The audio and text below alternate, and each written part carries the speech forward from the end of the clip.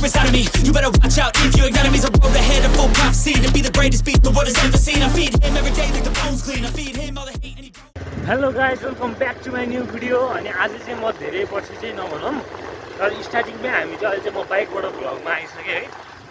हामी चाहिँ अहिले किरण दाइ र म दाइ चाहिँ छुट्टी आइरहेको भर्खरै पहिलो छुट्टी हो इन्डियन आर्मीको। अनि त्यही भएर चाहिँ छुट्टीमा छौँ। यसो राष्ट्रिय निकुञ्जतिर अब विक्रम बाबा सुरु हुन लाग्यो नि त।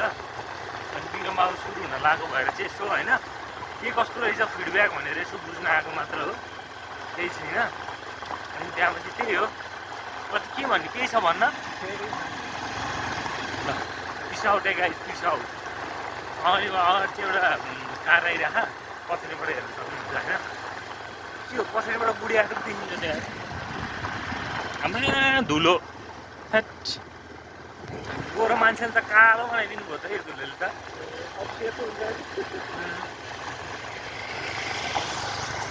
माथि यहाँ थ्याङ्क यू दिन्छ है निकुञ्ज है।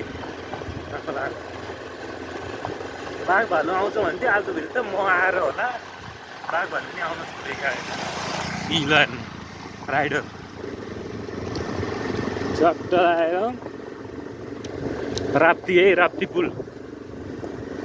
हाम्रो पुल चाहिँ यस्तो छ है, माथि देखिन्छ होला है तल ठुल्ठुलो गइ त छैन होला बाहिर। यस्तै छ है गाइस, धेरै पछि आयो म किरण दाइ हेरेँ त यार।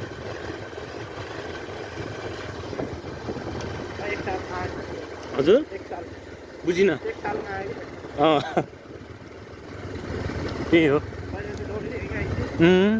पहिला म त आएँ नै छु। पहिला चाहिँ एकदम हामी यहाँ चाहिँ लास्टै दौडिन्थ्यो पहिला चाहिँ। अनि हिँड्दै आउँथ्यो कि फेरि हामी यहाँ विक्रम बाबाको चाहिँ अहिले अगाडि जाऊँ न अगाडितिर एकदम के घरबाट हिँड्दै आउँथ्यो यार। कति किलोमिटर हो हाम्रो घरतिरबाट? टाढै छ त्यो चाहिँ। त्यही हो देख्न सक्नुहुन्छ भ्यू।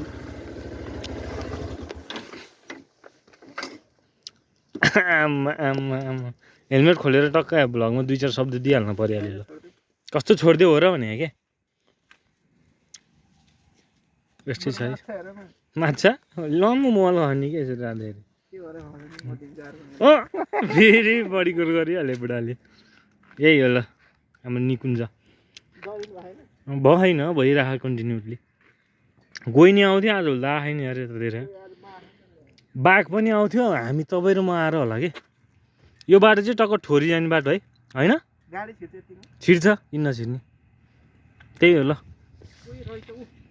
गएर कछु है आम्मा पुल हल्लिएको मस्ती सनबाथ लिइरहेको छ सनमा। यसले गोइले खान्न क्या हो गयो एउटा आम्बो कस्तो हल्लिएको त यार।